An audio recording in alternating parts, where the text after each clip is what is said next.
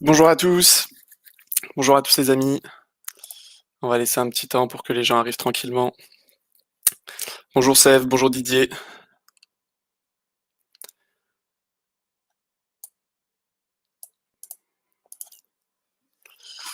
Alors on va vérifier que tout fonctionne bien. Bonsoir tout le monde. Si vous pouvez me confirmer que tout fonctionne, que ça soit le son, la vidéo, puisque c'est une première pour moi ce soir. Bonjour Dallas, bonjour Patriote.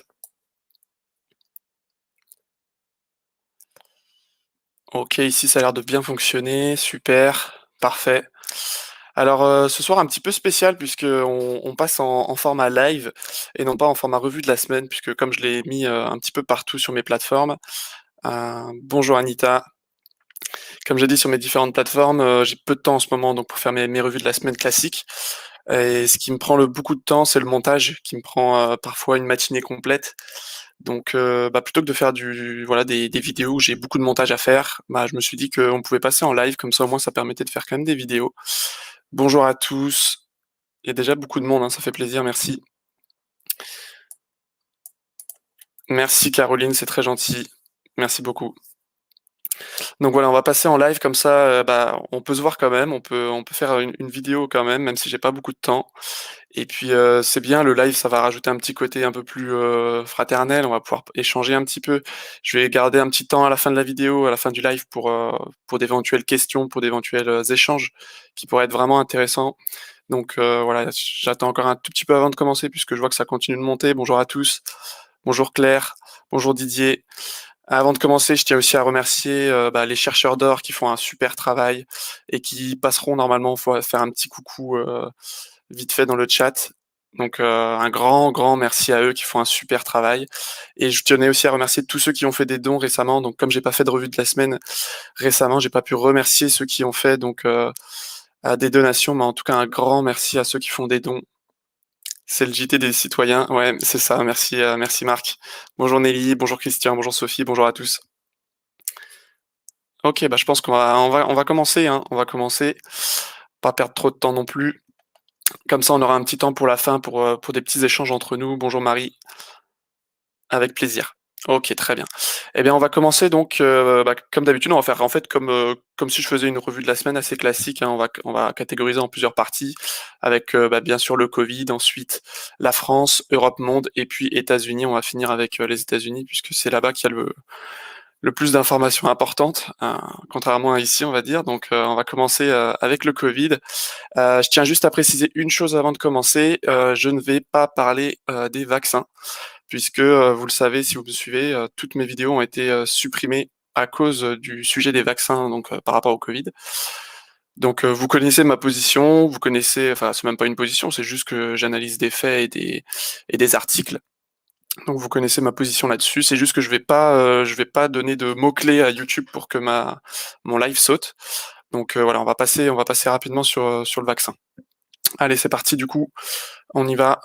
Donc on commence avec donc cet article du Figaro. Donc le confinement aurait détruit plus d'années de vie qu'il n'en a épargné.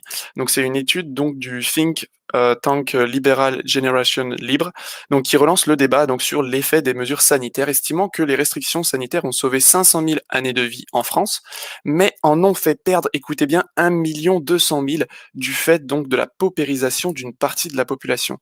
Donc voilà, Le Figaro qui devient complotiste, c'est aujourd'hui qu'ils deviennent complotistes. Donc le 11 mai, donc hier, ils ont mis cet article qui est quand même assez édifiant. Alors qui est encore un petit peu soft, on va dire, mais qui pose quand même les jalons de ce que l'on dit depuis longtemps. Et puis 1984, hein, qu'on peut retrouver ici quand même, donc qui fait référence à George Orwell. Et donc voilà, c'est les statistiques qu'on nous donne. Donc c'est 500 000 années de vie qui ont été épargnées selon cette étude, donc avec toutes les mesures qui ont été utilisées, notamment le confinement, hein. Mais par contre, 1 200 000 années de vie sacrifiées. Donc de l'autre côté de la balance, les effets néfastes des confinements sont évalués à raison donc de l'impact qu'ont eu les restrictions sur l'économie. Donc c'est quand même assez incroyable. Et donc in fine, donc sur le niveau de revenu de la population. Voilà, donc c'est ce que l'on dit hein, sur cette chaîne, et puis c'est ce que toutes les chaînes de la team Top Gun et puis tous les lanceurs d'alerte le disent depuis longtemps. C'est-à-dire que la balance bénéfice-risque pèse largement sur le côté risque, hein. On est en train de sauver quelques vies par-ci par-là pour vraiment tuer beaucoup plus de gens qui tombent dans la pauvreté, qui ne peuvent plus assurer leur fin de mois. C'est voilà, c'est ce que l'on dit depuis longtemps. Et donc là, le Figaro qui vient corréler donc ce que l'on dit. Donc ça, c'est quand même assez incroyable, quoi. Donc voilà, on nous dit hein, que voilà, c'est surtout au niveau du revenu de la population que que ça a baissé. Donc surtout avec les données donc de l'INSEE qui nous sont données ici. Donc la décision politique d'imposer des restrictions strictes au niveau national a provoqué en 2020 la pire récession économique de l'après-guerre. Et il faut pas écouter nos politiciens parce que bien sûr, ils voudront pas nous le dire, mais bien sûr que ce sera à nous de payer cette récession économique hein, et de payer tous les milliards qui ont été utilisés. Ce qui est quand même assez troublant, c'est que le gouvernement n'avait pas de milliards pour l'hôpital ou n'avait pas de milliards pour les gilets jaunes, mais qui en a sorti des milliards pour assurer un confinement, un chômage partiel, et puis aussi sortir énormément d'argent pour les vaccins. Donc ça, c'est quand même la question qui vient derrière. Donc voilà, on nous dit que 1 million aurait basculé dans la pauvreté. Donc c'est à peu près en lien avec ce qu'on avait vu l'autre fois. On avait vu les statistiques en Italie, qu'il y avait aussi plus d'1 million de personnes qui étaient tombées dans la pauvreté. Donc voilà, c'est sûr que il y a 5 millions de personnes qui auraient connu une perte de revenus. Contrairement à ce que nous avait dit CNews, hein, je sais pas si vous vous rappelez, sur CNews, là, ils avaient dit que les Français s'étaient enrichis pendant cette période de Covid, donc juste incroyable de dire ça, quoi. Voilà, donc on va pas s'étaler davantage. On est tous, je pense qu'on est tous à peu près au courant que la balance bénéfice-risque, elle est pas du tout bonne, hein, et donc on va enchaîner. Donc je vous montre deux trois petits choses sur le domaine des vaccins. Donc pour ceux qui viennent d'arriver, c'est ce que j'ai dit, je vais pas parler des vaccins ce soir puisque toutes mes vidéos se font supprimer sur YouTube à cause des vaccins. Donc on va éviter d'en parler, vous connaissez ma position, donc il n'y a pas besoin de s'étaler là-dessus. En tout cas, donc vous pouvez aller voir sur ce 2021, ce 2020, pardon, qui a mis donc certaines données qui ont été transférées par Silvano Trota, donc sur les données donc des vaccinés aux États-Unis concernant les enfants. Vous pouvez aussi aller voir cette vidéo du professeur Luc Montagnier qui balance et qui balance et qui continue de balancer et qui là du coup parle aussi de la vaccination concernant le Covid. On a 57 scientifiques et médecins qui demandent aussi l'arrêt immédiat donc de toutes les vaccinations. Donc ça, c'est un article de François que je vous invite aussi à aller regarder. Et donc, je passe tout ça puisque, comme je vous l'ai dit, on va éviter de se faire sauter le live, puisque ça fait longtemps que je suis pas revenu sur ma chaîne principale pour faire une vidéo à cause de toutes les sanctions que j'ai eues. On va pas se la refaire sauter juste à cause de la vaccination. Voilà. Du coup, on va enchaîner rapidement donc directement avec le sujet suivant, donc qui est le pass sanitaire, donc gros sujet ici en France. Donc là, on passe un petit peu à la catégorie France. Donc le pass sanitaire, donc avec un article de BFM TV, donc le pass sanitaire va-t-il concerner les enfants? Donc quand même pour rappel, hein, le pass sanitaire n'est ni recommandé par l'OMS actuellement, hein, ni par la Maison Blanche aux États-Unis, et il est même interdit dans de nombreux États américains. Hein. Il y en a pratiquement 6-7, hein, si je dis pas de bêtises, qui l'ont déjà interdit, car jugé contraire à la Constitution, en effet. Mais en France, on veut l'imposer et même aux enfants. Voilà, c'est juste abominable. Donc on a pas mal de choses sur le pass sanitaire. Donc on a eu, on va dire un petit retournement de situation à l'Assemblée nationale. Donc ils l'ont voté une première fois, donc le pass sanitaire avait été adopté. Ensuite il y a eu un petit coup de théâtre, les députés donc qui ont rejeté donc l'article 1er du projet de loi donc concernant le pass sanitaire, avec les députés du MoDem qui ont voté contre à l'unanimité. Et puis ensuite, on est tous allés se coucher. On est tous allés se coucher. Et puis, pendant qu'on était en train de dormir, pendant que tu dors, ils organisent un autre vote. Et devine quoi? Passe sanitaire, boum. Voilà, donc l'exécutif qui a mis la pression sur les députés du MoDem. Est-ce qu'ils ont vraiment mis la pression ou est-ce que tout ça c'était que de la mascarade entre guillemets? On peut vraiment se poser la question pour constater un revirement de situation aussi important. Donc voilà quoi. Pour donc 205 contre 85 et donc on a droit au pass sanitaire. Disons que ça a été une grosse confirmation ce vote pour le pass sanitaire, c'est-à-dire que bon, tous ceux qui croyaient encore aux soi-disant oppositions Eh bien, opposition politique, bah, là, on n'a plus de on n'a plus d'opposition politique, hein. Même des personnalités comme, Jean Lassalle qu'on aurait pu mettre dans de l'opposition, qui voulait proposer autre chose, a voté pour le pass sanitaire. Beaucoup de, beaucoup de membres, bah, du Front national n'étaient pas présents, de la France insoumise et j'en passe, hein. C'est-à-dire que les oppositions politiques qu'on nous donne à la télé ne sont absolument pas des oppositions politiques puisque, bah, sur les sujets aussi importants que le pass sanitaire et la question des libertés qu'il y a derrière, ils ne sont pas là ou bien ils votent pour. Donc c'est voilà, on n'est pas en démocratie, hein, là, c'est vraiment plus le cas, on peut vraiment le dire. Donc voilà, c'est Anonyme Citoyen qui nous dit un petit peu ce qu'on est en train de dire là. C'est quand même sympa cette démocratie où le gouvernement peut décider de faire revoter l'Assemblée nationale quand le résultat d'un vote ne lui plaît pas. Et puis au pire des cas, il lui reste le 49.3. Donc pendant un temps, pendant la soirée, j'avais misé sur le 49.3. Et du coup, je me suis fait avoir. Non, ils sont pas passés par le 49.3, ils ont juste revoté et puis c'est passé comme ça. Ça aurait été peut-être un peu mal perçu que ça passe en 49.3, quelque chose d'aussi important que le pass sanitaire. En tout cas, il y en a qui rigolent, il y en a qui rigolent de la démocratie française, moi je vous le dis. Allez, on continue. Donc le pass sanitaire donc qui a été mis en place, donc en France alors qu'on a des gros sondages qui sont sortis, hein. Alors, je vous ai pas mis, j'aurais pu le mettre, hein. Il y avait un sondage qui était passé, je crois, sur BFM TV ou LCI, je sais plus, avec plus de 100 000 votants et puis, le résultat était vraiment, négatif, hein. Je crois que c'était 75 qui étaient défavorables. On a aussi Le Figaro qui avait fait un sondage, donc êtes-vous favorable à l'instauration d'un pass sanitaire pour accéder aux salons et grands événements sportifs et culturels? Donc là, on nous parle juste pour événements sportifs et culturels. Et il y avait quand même 81,5% de non, sur quand même 15 000 plus de 15 000 votes. Donc voilà, c'est pas un petit sondage. Et encore une fois, à chaque fois que je parle de sondage, bien sûr, on peut me rétorquer que bah, c'est des sondages, on pourrait avoir des autres chiffres, bien sûr. Mais voilà, si le gouvernement était si sûr du fait que les Français étaient d'accord, pourquoi est-ce qu'on ne propose pas un référendum sur une question aussi importante que le pass sanitaire, notamment concernant les libertés individuelles? Tout simplement parce qu'ils savent très bien que la réponse serait non. Alors on a donc le paradoxe du pass de la honte, donc ça c'est une petite réflexion assez intéressante. Donc un vacciné malade du Covid pourra accéder à un événement, alors qu'un non vacciné en bonne santé ne pourra pas y accéder. C'est magique. C'est le principe du pass de la honte, donc c'est quand même incroyable quoi. On est en train d'enlever des libertés à des individus qui sont en bonne santé. Voilà, toute la farce a été de dire que, tout le côté asymptomatique, c'est-à-dire que tout le monde pouvait être porteur du virus et que de ce fait, on était tous des «malades» entre guillemets, des potentiels malades, alors que c'est pas le cas. On est tous en enfin on est majoritairement en bonne santé. Alors il y a quelques personnes qui sont touchées bien sûr, mais on est majoritairement en bonne santé et on est en train de nous enlever toutes nos libertés, voilà juste pour ça, encore une fois, on revient sur le côté, c'est ce que je rejoins aussi Radio-Québec, hein, qui parlait de ça, on revient sur le côté positif de l'être humain, c'est-à-dire on vient dire, il faut être responsable, il faut penser aux autres et c'est, en pensant aux autres qu'on abandonne toutes nos libertés, sinon ça ne passerait pas. Donc voilà, c'est triste, c'est un peu, machiavélique, c'est-à-dire qu'on voilà, on vient sur les côtés positifs de l'être humain pour le retourner contre lui, tout simplement, quoi. Donc, on va mettre cette petite image pour alléger un petit peu, parce que bon, les sujets sont quand même assez importants, assez graves. Donc, petite image, donc avez-vous le passeport prouvant que vous n'avez pas été vacciné? Donc, et on peut rentrer donc dans l'association des complotistes éclairés.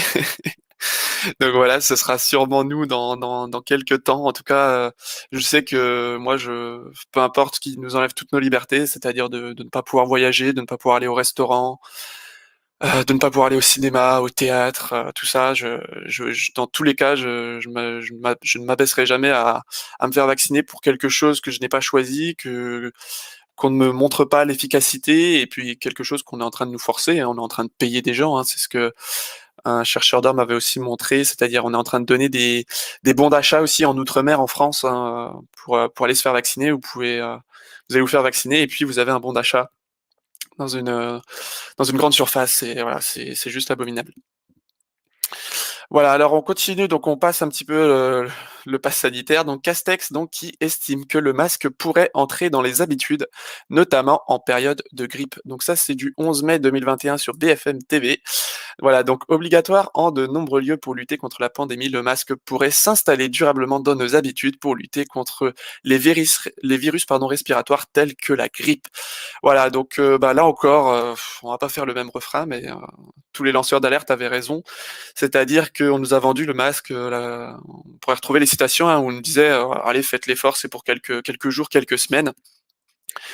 Et puis, bah, beaucoup disaient, vous verrez que ce sera pas pour quelques semaines. On est en train d'instaurer une norme sociale, hein, et on fait ce qui a été fait en Chine, hein. C'est-à-dire que la Chine n'a pas toujours eu le masque, donc que ce soit à l'extérieur ou à l'intérieur.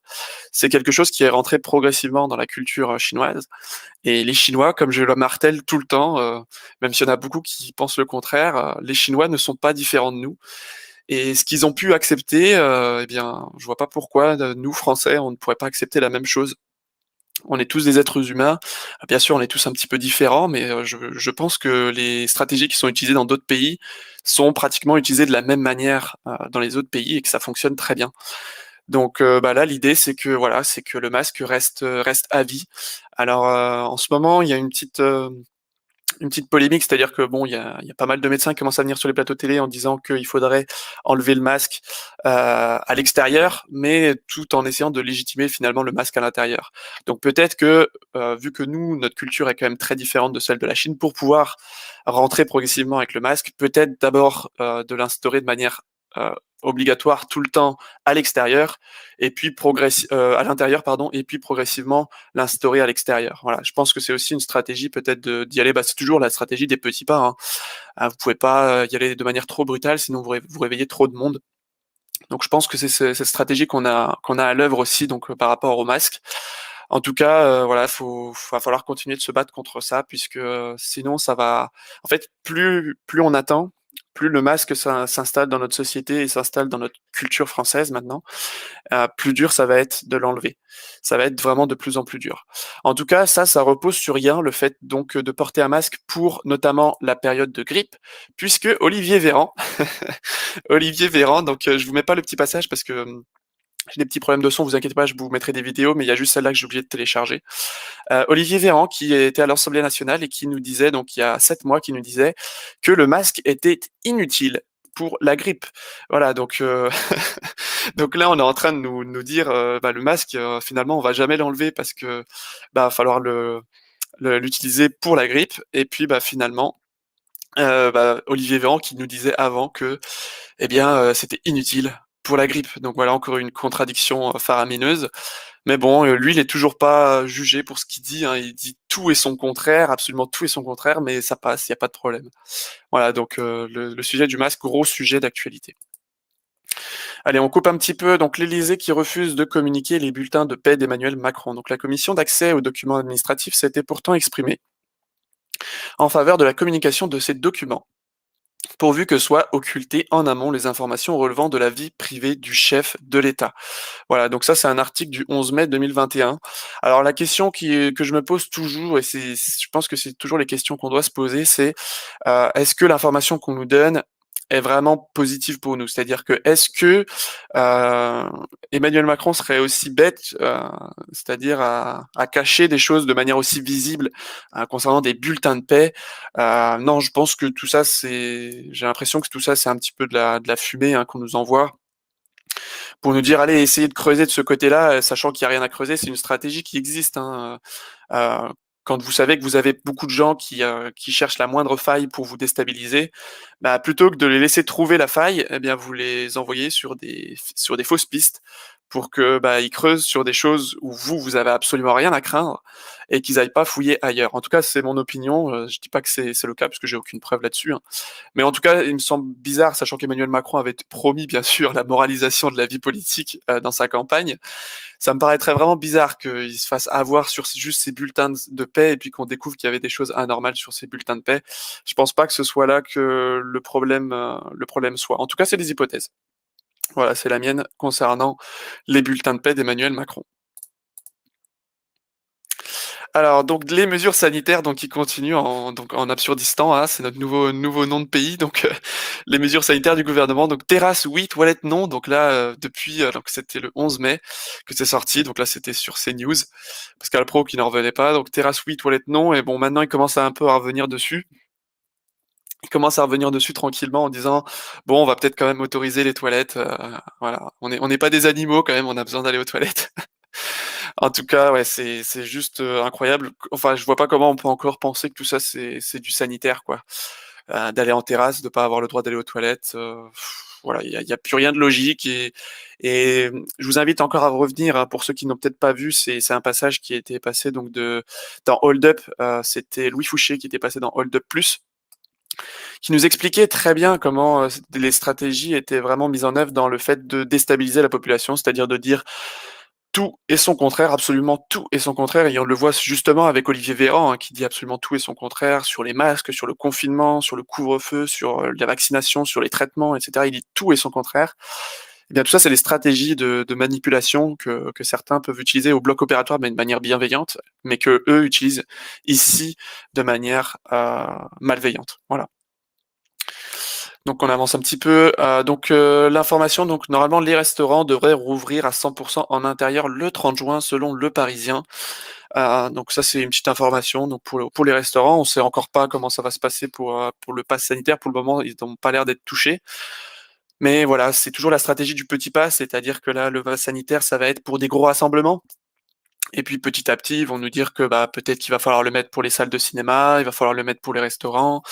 Là, le fait, c'est comme les retraites, hein. Je prends toujours ce parallèle avec la réforme des retraites, où pour la réforme des retraites, on a eu droit au fait que c'était attention, la réforme des retraites, en fait, elle est que pour les cheminots ou pour les personnes de la SNCF. Donc finalement, vous avez rien à craindre, ça vous concerne pas. Donc on focalise sur une toute petite partie de la population, ou sur on vient restreindre en fait la vision.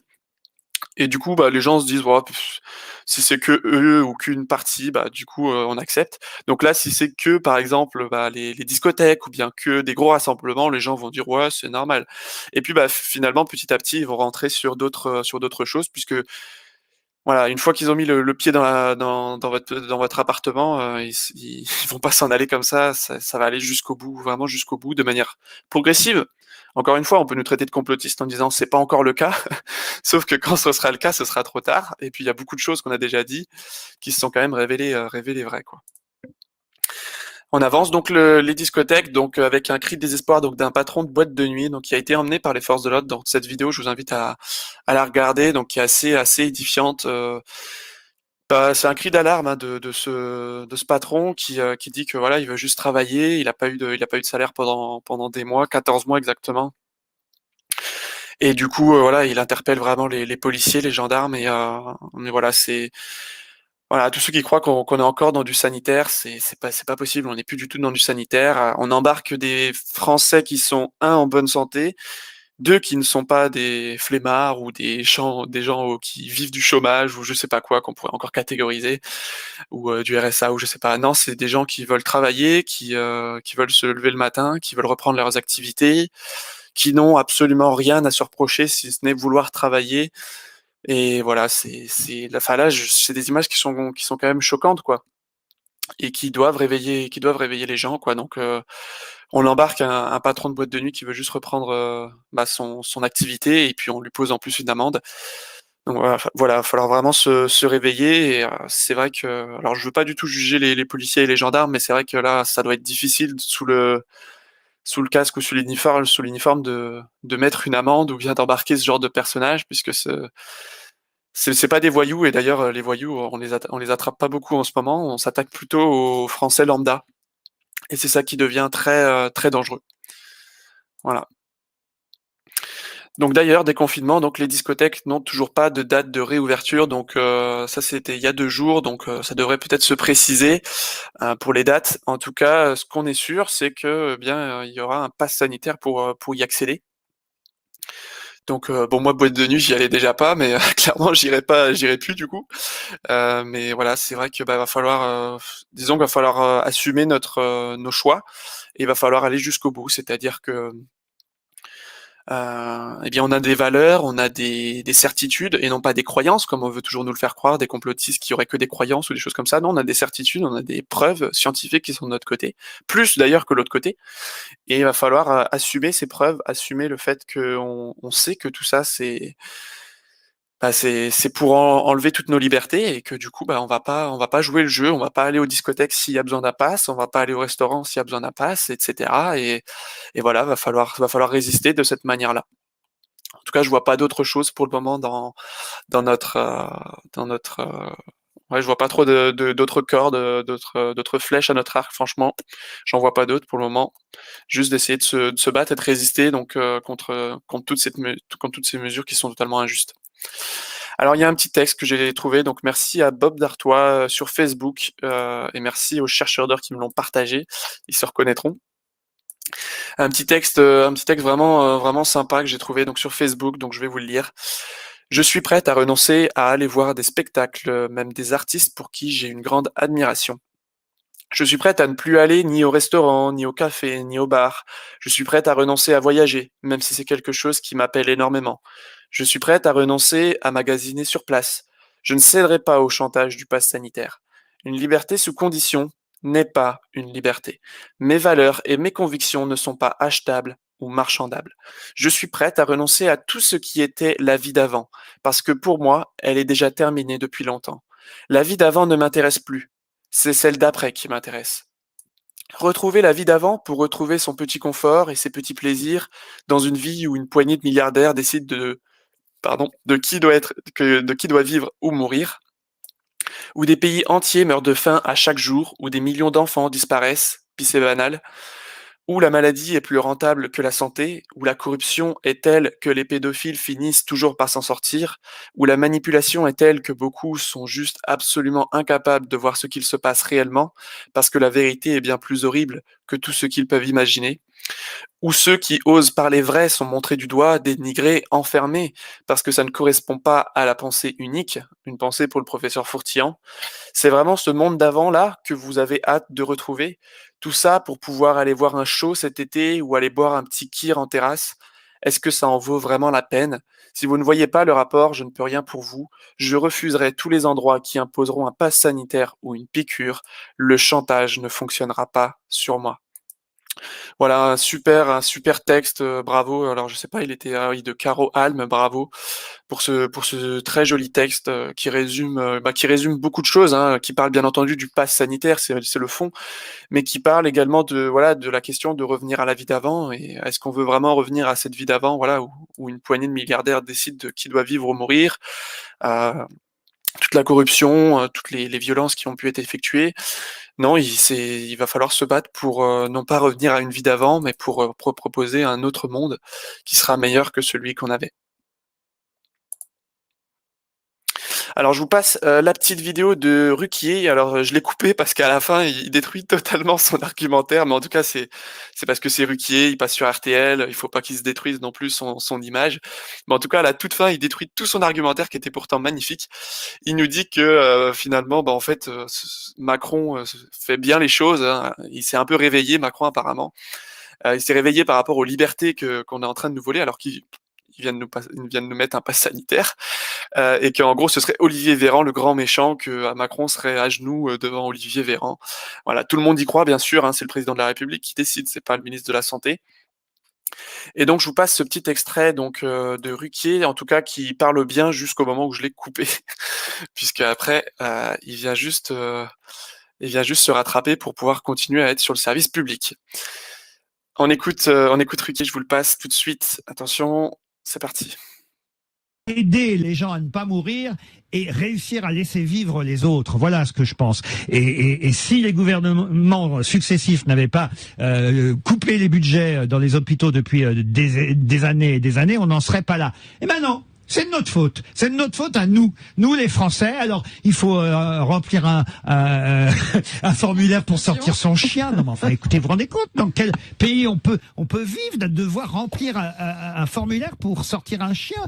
On est chez les fous. Depuis 1 an, on est chez les fous. Ça, je n'accepte pas. J'accepte pas qu'on nous montre du doigt. J'accepte pas qu'on nous mente. Même si certains n'ont pas forcément respecté toutes les règles sanitaires. Qui n'a pas respecté? Vous avez On le vu voit, il y a des fêtes, il y a des rassemblements. Arrêtez, jouez pas ce jeu-là, vous allez m'énerver, parce que c'est honteux ce qui s'est passé dans les médias, sur les chaînes info, tout ça, parce qu'on voyait 5 malheureux jeunes sur le bord d'un quai qui fumaient des clopes et qui étaient heureux de boire un verre. Mais tant tant mieux, putain, tant mieux. Heureusement que les jeunes font encore la fête et s'amusent. Je veux dire, on n'a pas à les montrer du doigt. Ils ne sont pas responsables. Et d'ailleurs, ça c'est un des gros mensonges qui a été effectué pendant le premier confinement par Monsieur Véran. Ça a été de faire croire que les jeunes mourraient du Covid. On nous l'a fait croire pendant des mois et des mois et des mois. Ça n'est pas vrai. Il y en a eu, mais pas plus qu'il y en a eu qui sont morts du cancer ou autre. Et c'était fait uniquement pour faire peur aux gens, et il y a eu très peu de gens en dessous de 40 ans qui sont morts du Covid. Enfin, tout le monde peut vérifier ces chiffres-là.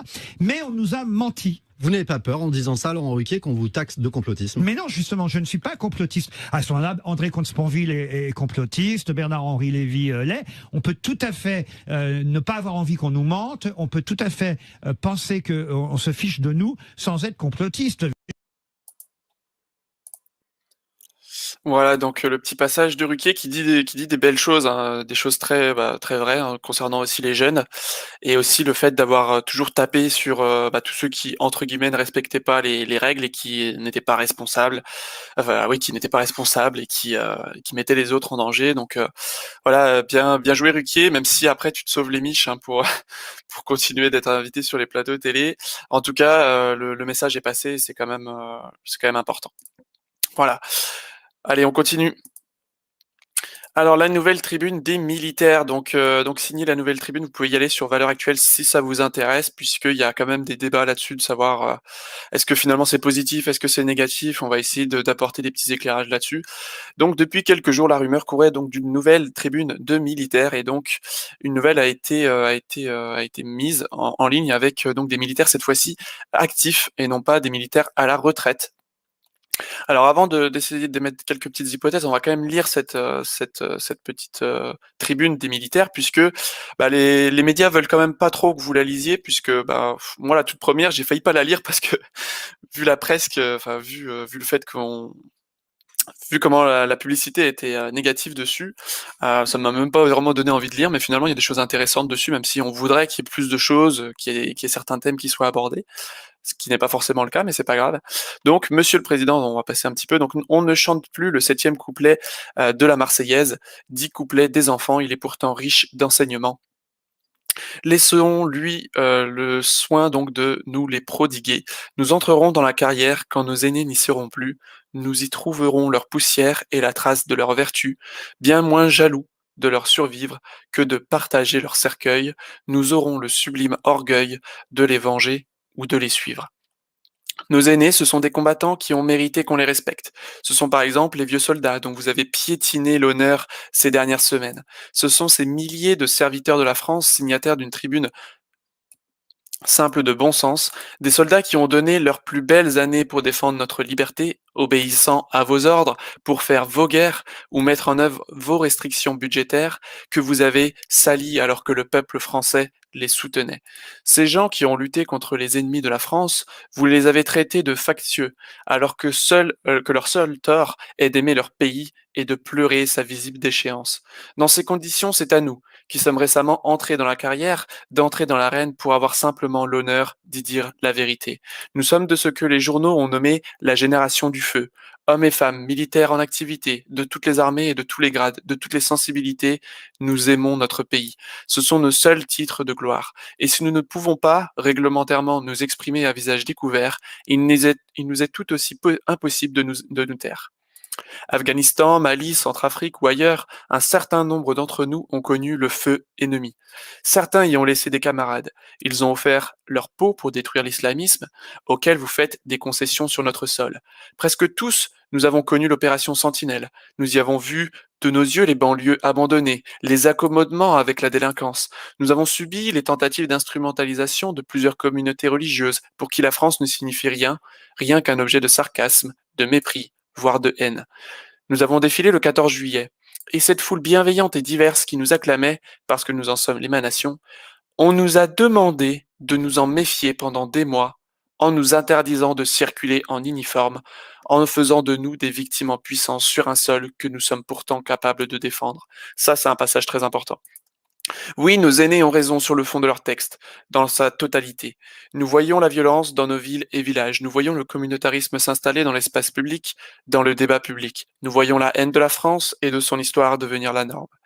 Ce n'est peut-être pas à des militaires de dire cela, arguerez-vous. Bien au contraire, parce que nous sommes apolitiques dans nos appréciations de situation. C'est un constat professionnel que nous livrons, car cette déchéance, nous l'avons vu dans bien des pays en crise, elle précède l'effondrement. Elle annonce le chaos et la violence, et contrairement à ce que vous affirmez ici ou là, ce chaos et cette violence ne viendront pas d'un pronunciamento militaire, mais d'une insurrection civile. Pour ergoter sur la forme de la tribune de nos aînés, au lieu de reconnaître l'évidence de leur constat, il faut être bien lâche. Pour invoquer un devoir de réserve mal interprété dans le but de faire taire des citoyens français, il faut être bien fourbe. Pour encourager les cadres dirigeants de l'armée à prendre position et à s'exposer avant de les sanctionner rageusement, dès qu'ils écrivent autre chose que des récits de bataille, il faut être bien pervers. Lâcheté, fourberie, perversion, telle n'est pas notre vision de la hiérarchie.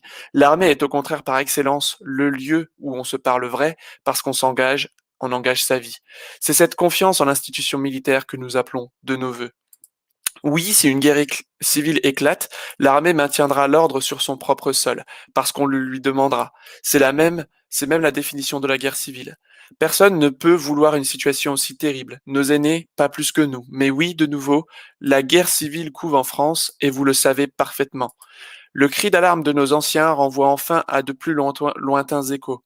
Nos aînés, ce sont bien les résistants de 1940, que bien souvent, des gens comme vous traitaient de factieux, et qui ont continué le combat pendant que les légalistes, transis de peur, misaient déjà sur les concessions avec le mal pour limiter les dégâts. Ce sont les poilus de 14 qui mouraient pour quelques mètres de terre, alors que vous abandonnez sans réagir des quartiers entiers de notre pays à la loi du plus fort. Ce sont tous les morts, célèbres ou anonymes, tombés au front ou après une vie de service. Tous nos aînés, ceux qui ont fait de notre pays ce qu'il est, qui ont dessiné son territoire, défendu sa culture, donné ou reçu des ordres dans sa langue, ont-ils combattu pour que vous laissiez la France devenir un État failli, qui remplace son impuissance régalienne de plus en plus patente par une tyrannie brutale, contre ceux de ses serviteurs qui veulent encore l'avertir. Agissez, mesdames et messieurs. Il ne s'agit pas cette fois d'émotions sur commande, de formules toutes faites ou de médiatisation. Il ne s'agit pas de prolonger vos mandats ou d'enquérir d'autres. Il s'agit de la survie de notre pays et de votre pays. Donc voilà pour ce texte. Donc il y a des choses très intéressantes dans ce texte. C'est pour ça que j'ai voulu quand même vous le lire entièrement pour ceux qui n'auraient pas eu le temps de le lire entièrement. Donc il y a des choses importantes, il y a des choses intéressantes. Bien sûr, on aimerait y voir beaucoup plus de choses. On voudrait vraiment y voir plus de choses, mais en tout cas, il y a quand même des choses très importantes.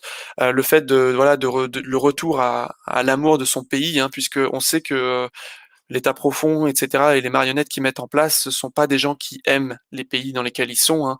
Même ils détestent ces pays et ils veulent les détruire. Et voilà, on ramène ce côté fierté nationale, ce côté un petit peu patriotique. Et puis voilà, ils s'en prennent quand même assez bien au gouvernement. Après, moi, ce qui me gêne un petit peu, c'est que finalement, les militaires, je n'attendais pas forcément qu'ils publient une tribune, puisque s'ils ont quelque chose à faire, c'est plutôt dans des actes et pas forcément dans des paroles. Même si je critique pas forcément, puisque ça a un effet positif, c'est-à-dire que peut-être qu'aussi à l'intérieur de l'armée, ça peut avoir un effet positif et peut-être un effet de boule de neige, c'est-à-dire que certains qui se posaient des questions, ça leur donne un peu plus de motivation ou bien ça les fait un petit peu se poser des questions. Mais disons que je regrette qu'il n'y ait pas forcément d'action qui soit menée derrière et qu'on reste finalement que dans de la parole et pas forcément dans de l'action. C'est un petit peu ce que je regrette là-dessus. En tout cas, il y a quand même des choses intéressantes, donc c'est pour ça que je voulais vous lire ce petit passage. N'hésitez pas à mettre dans les commentaires puisque ça m'intéresse aussi. Je sais que c'est un sujet qui divise beaucoup cette tribune et ces 2 tribunes des militaires puisque, certains y voient vraiment un signe positif, d'autres, y voient seulement, une petite diversion, hein, de la part de l'État profond. En tout cas, les avis sont assez diverses là-dessus et n'hésitez pas à mettre, vos avis là-dessus dans les commentaires. On pourra en reparler aussi à la fin, si on prend un petit temps pour les questions et pour des échanges. Et donc, il y a eu un petit sondage de CNews, donc avec plus de 6000 votes. Donc, est-ce que vous signeriez la tribune des militaires? On en parle à 17h. Donc 70% ont mis oui et 23% ont mis non. Donc globalement, il y a des choses intéressantes dans dans le fond de cette tribune. C'est pour ça qu'une majorité est en accord avec ça. Donc voilà, un soutien quand même populaire de cette tribune, même si, comme je l'ai dit, ça divise aussi quand même pas mal de personnes. Alors, superbe vidéo de cette psychologue, donc Marie-Estelle Dupont. Merci à vous pour cette vidéo qui répond à la question pourquoi les Français ne bougent pas et pourquoi se laissent-ils faire? Et qui est donc un appui à vraiment quelque chose d'intéressant puisque c'est une psychologue, elle connaît, elle sait de quoi elle parle. Et j'ai trouvé cette femme très intelligente et les idées qu'elle donnait, ouais, qui étaient vraiment, c'était un bon éclairage sur la situation actuelle. Donc je vais vous mettre ce petit passage. Je vous le mets tout de suite en écoute et on revient juste après. C'est parti. C'est que il y a plusieurs stades quand on est dans un mal-être par rapport à une décision. Il y a la sidération, ensuite on prend conscience, on est en colère, et puis quand la colère se prolonge avec un sentiment d'impuissance, on est dans l'effondrement. C'est-à-dire qu'il y a des gens qui ont dépassé le niveau de la colère. Aujourd'hui, ils sont effondrés. Ils n'ont plus d'énergie. Moi, j'en vois beaucoup. Des gens qui me disent, je suis un zombie. Je ne sais plus quel jour on est, parce que de toute façon, je suis en télétravail, donc qu'on soit mardi ou vendredi, c'est pareil. Donc ces gens sont effondrés. Voilà, ils n'ont plus le ressort. Et moi, c'est ça qui m'inquiète. C'est qu'on a attaqué la pulsion de vie. Il n'y a plus de ressort. Quand j'ai un patient qui est en colère, je me dis, il va bien. Il est vivant. Il va mal, mais il va bien. Quand j'ai un patient qui est effondré, qui a plus de ressort, je sais qu'il a basculé dans le désespoir. Donc il y a des Français aussi qui sont dans ça, qui sont vraiment dans le désespoir. Et j'ai des gens qui m'écrivent, qui me disent je viens d'avoir un enfant, mais qu'est-ce que je lui donne? Qu'est-ce que je lui montre? Comme courage, comme valeur, comme monde, il n'a vu que des visages masqués depuis qu'il est né.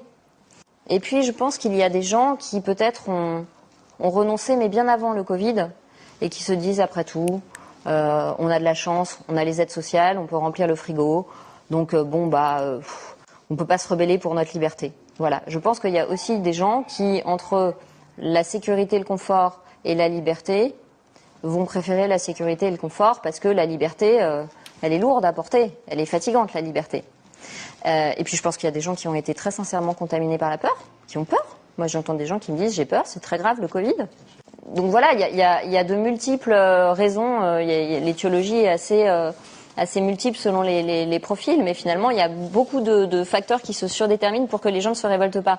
Mais cette question est très intéressante parce que je suis la première à pas comprendre que les étudiants soient pas dans les facs en train de manifester pour la réouverture des facs. Donc alors l'une des raisons, elle est exactement ce que vous avez évoqué. Ils sont effondrés. En fait, alors chez les jeunes, il y a une autre raison psychologique. C'est une génération d'hyper adaptés.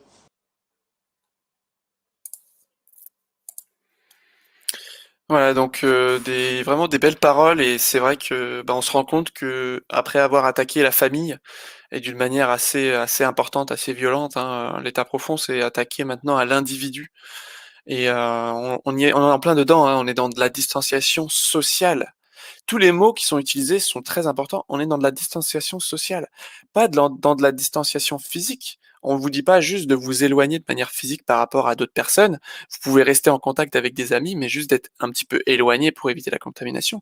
On parle de distanciation sociale. Vous ne pouvez plus entrer en communication avec d'autres personnes. Et c'est comme ça qu'on s'attaque à l'individu, puisque on le sait, il n'y a pas besoin d'études ou de choses comme ça pour le prouver. C'est que l'homme est un être de lien social. Et si on lui enlève ce lien social, on le détruit, quoi. On le détruit, puisque l'homme est bon quand il est avec ses semblables et qu'il se bat aussi pour ses semblables et qu'il est dans la compassion, dans l'amour, dans ce genre de choses. Si on enlève le côté social à un individu, on le détruit dans sa nature propre. Et c'est vraiment ce qu'elle est en train de nous dire, c'est qu'on s'est attaqué à l'individu. On y a été très très fort sur l'individu pour qu'il soit plus faible et du coup plus fragile et plus manipulable. Et il y a des gens qui sont effondrés tout simplement, qui sont effondrés, qui n'arrivent pas à se relever, qui n'arrivent pas à se battre. Et on revient à des situations qu'on a pu voir par le passé, notamment avec la Seconde Guerre mondiale, avec les résistants, les collaborateurs, et puis une partie de la population qui était passive. Eh bien, on revient un petit peu à cette période-là, et c'est vrai que c'est un peu triste, mais en tout cas, Ça nous enseigne qu'il va falloir rester debout et il va falloir, continuer d'avoir ce lien social et finalement, moi ça me fait aussi du bien qu'on passe en format live puisque je peux voir vos réactions, on pourra échanger tout à l'heure à la fin du live. Puisqu'on a besoin aussi, dans notre environnement, on a parfois très peu de personnes avec qui on peut échanger sur ce genre de sujet aussi important et on a besoin d'échanger, on a besoin de se retrouver, on a besoin de parler avec les autres et ça c'est quand même super important. Donc voilà, on s'est vraiment attaqué à l'individu et au côté social de l'être humain pour qu'il soit plus faible, plus fragile et qu'il ne puisse plus se défendre et ne plus se rebeller, ne plus se fédérer et voilà, c'est vraiment cette attaque qui a été effectuée et c'est vrai qu'elle pose la question des jeunes, qui est vraiment une question centrale puisque, les jeunes, ça va être leur avenir quoi, enfin j'en fais partie. Mais je veux dire le monde qu'on est en train de mettre en place, ce sera pour nous, ce sera pas pour les personnes qui ont 80 ans et malheureusement, il n'y a pas tant de rébellion que ça, puisqu'elle l'explique très bien, et ça revient toujours sur un sujet dont on est en train de parler, c'est la question de la sécurité et la question de la liberté. Beaucoup de gens vont choisir la sécurité et le confort plutôt que la liberté, qui c'est les ronces, la liberté, ok, c'est difficile, mais ça a jamais été facile hein, dans toutes les périodes de l'histoire. Tous ceux qui ont voulu un peu plus de liberté, ils en s'en sont pris toujours plein la tronche, quoi. Mais voilà, il faut que tout le monde fasse ce choix.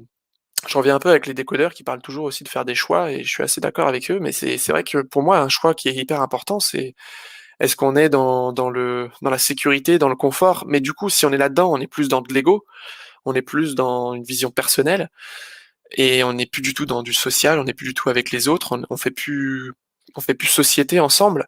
Ou bien est-ce qu'on essaye de plutôt aller sur la liberté, d'essayer de se battre? On lui laissera des plumes. Moi, je veux pas vendre de l'espoir, je veux pas vendre un faux espoir aux gens en disant qu'on peut renverser la vapeur sans qu'il y ait de dégâts, sans qu'on y perde quelque chose, mais c'est sûr qu'il va falloir, je pense, partir de ce côté-là et en tout cas, faut faire ce choix. Après voilà, voilà, faut essayer de pas être dans le jugement aussi par rapport aux autres et essayer voilà, de les aider. C'est pas évident tous les jours, mais il faut essayer de ramener un maximum de monde avec nous. Allez, on continue. On continue, on continue. Hop. Donc vraiment bravo à Marie-Estelle Dupont, donc psychologue. Donc j'espère qu'elle elle refera d'autres petites vidéos, interviews comme ça. En tout cas, merci à Monsieur Divisio qui fait un gros boulot aussi. Alors on va venir donc sur l'Europe et le monde. Et donc en Europe, dans le monde, on va surtout parler donc de ce qui se passe entre Gaza et Israël. Donc Tsahal qui détruit un immeuble à Gaza, le Hamas réplique en lançant des roquettes sur Tel Aviv. Voilà, donc RT France qui parle quand même de ce qu'il y a eu juste avant, puisque dans les médias mainstream, on nous a directement dit comme information le Hamas qui envoie des roquettes sur Tel Aviv. Donc si on ne donne qu'une information comme ça, sans l'environnement, sans les choses importantes qui se sont passées avant, bah on se dit que bah, c'est le Hamas qui provoque.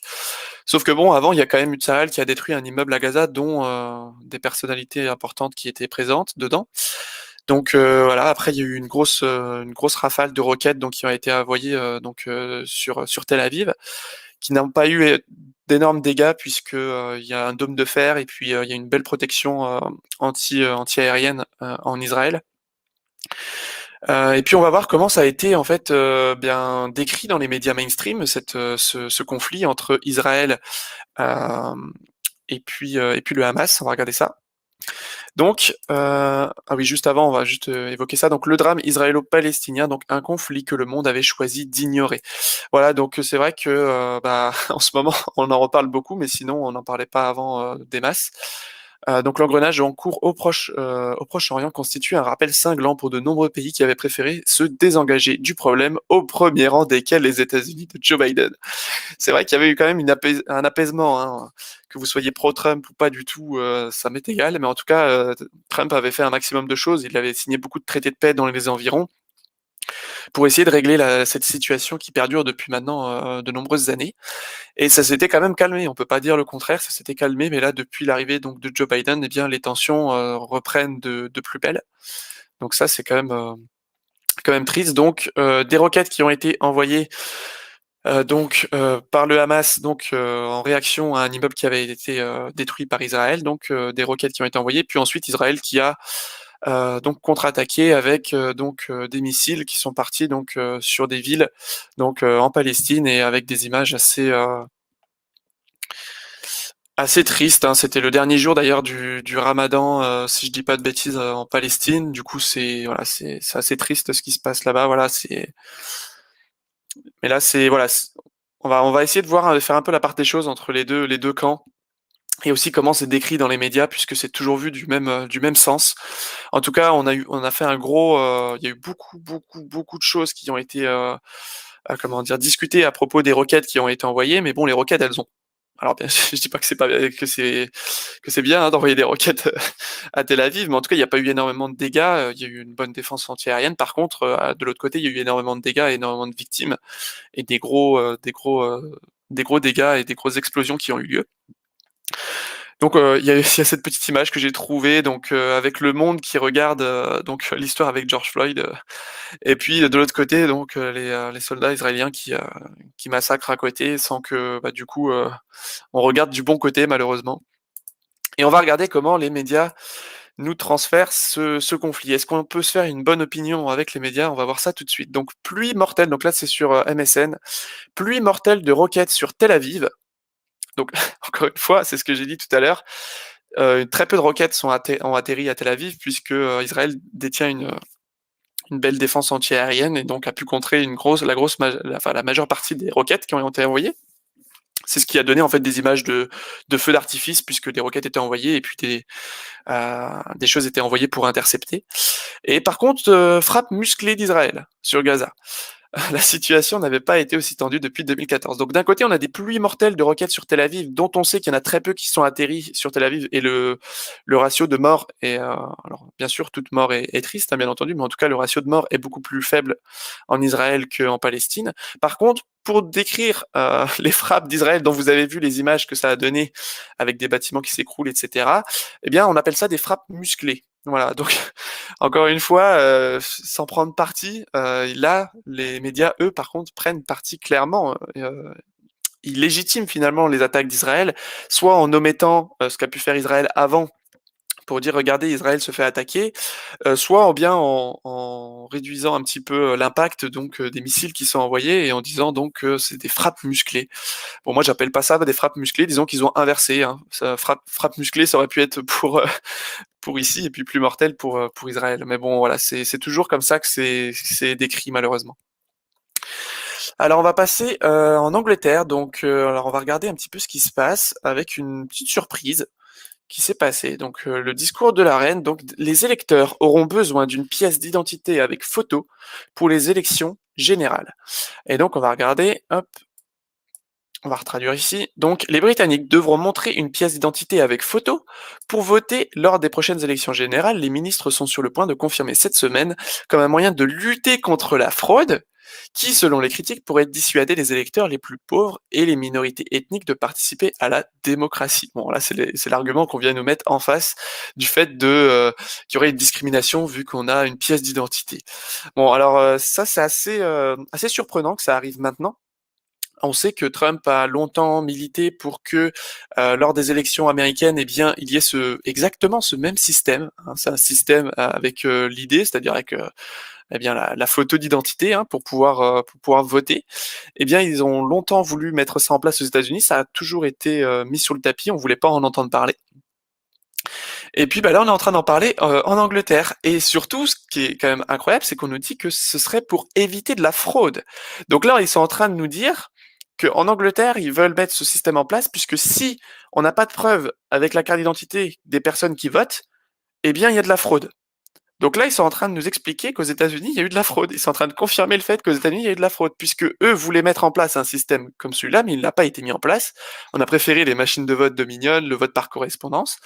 Et donc, bah là, on est en train, petit à petit, dans l'inconscient collectif, comprendre qu'il y a bien eu une fraude aux États-Unis. Et je pense que là, c'est un bon exemple. En tout cas, un gros revirement de situation, donc en plus de la reine d'Angleterre.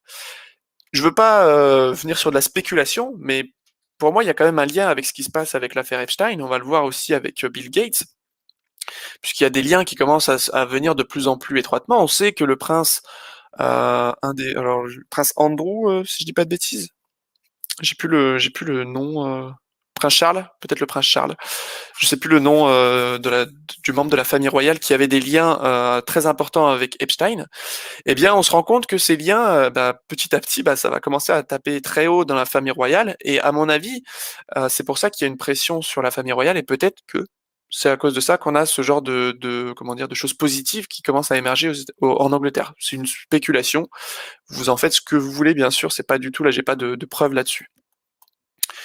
Voilà pour l'Angleterre, en tout cas un bon signe positif. Un autre signe positif, donc en Italie, 100 millions d'euros d'amende à Google pour abus de position dominante. Donc ça, c'est sorti aujourd'hui, ce matin. Donc 100 millions d'euros pour Google, ça fait quand même cher pour position dominante. Alors bon, l'excuse elle est pas forcément top, parce qu'en fait, ils n'ont pas voulu en fait, mettre une application qui pourrait, permettre de trouver les bornes de recharge pour les voitures électriques. Bon, en tout cas, ce qu'il y a derrière, c'est quand même que, Google, monopolise, tout finalement, et que dès que, il y a d'autres applications qui voudraient émerger, ou d'autres, systèmes qui voudraient émerger, eh bien, à chaque fois, ils font le maximum pour que ça puisse pas émerger, et pour qu'ils gardent leur position dominante. Donc en tout cas, bravo pour en Italie, donc 100 millions d'euros, donc ça c'est pas mal. Ah oui, celle-là j'avais oublié de l'enlever, donc c'était sur la reine d'Angleterre. Ok. Une petite vidéo que je vous invite à regarder. Hop, une petite vidéo que je vous invite à regarder, donc c'est sur Facebook, sur Good Vibes. Les procès arrivent, donc Rainer Fulmich, donc qui date du 10 mai. Alors cette vidéo, elle fait 24 minutes, donc vous doutez bien que je vais pas la mettre.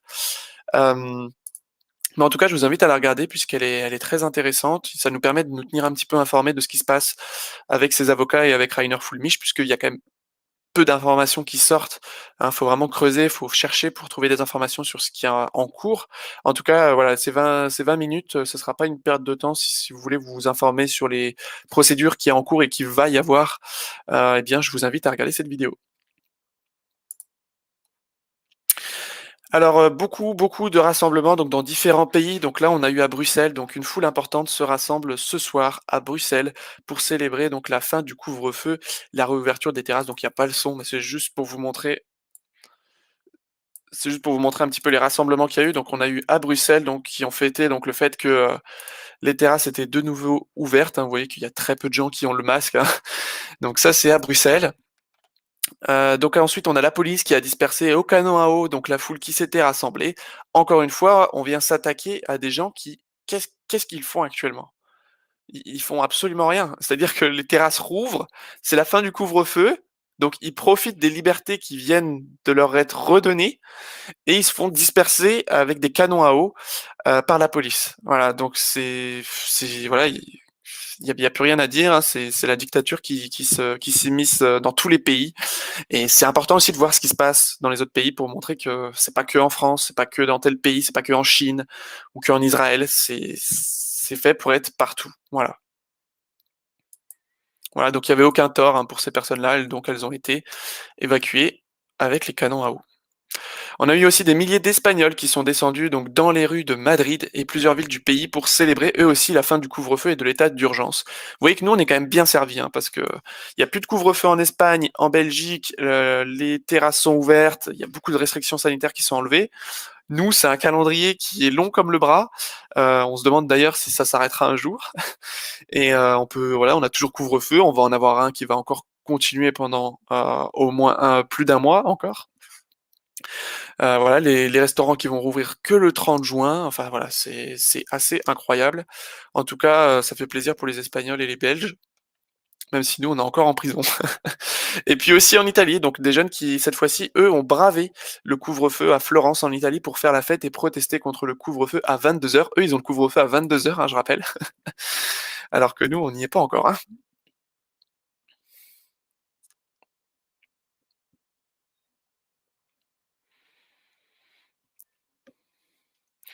Voilà, donc ces images, c'est pas là pour vous faire déprimer, pour vous dire, en France, on est encore bridé, on peut rien faire, alors que dans d'autres pays, ils commencent à relâcher.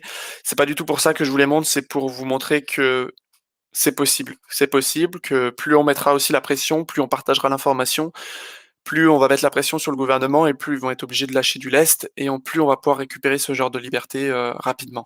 Voilà, donc bravo à ces jeunes Italiens, qui encore une fois se sont fait taper dessus puisque c'était des irresponsables. qui ont propagé le virus avec donc le fait de ne pas avoir respecté ce couvre-feu. Encore une fois, le couvre-feu, donnez-nous une seule étude qui nous montre que le couvre-feu est utile.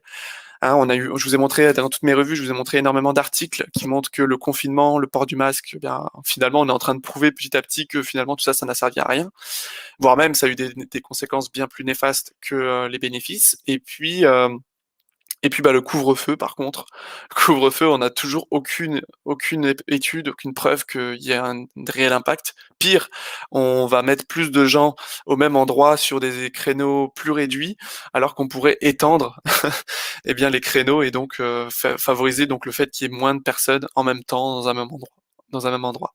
Voilà. Et puis on a eu aussi des manifestations donc en Suisse, donc à Haro, si je dis pas de bêtises, si je prononce ça bien. Donc des manifestations aussi en Suisse. Voilà.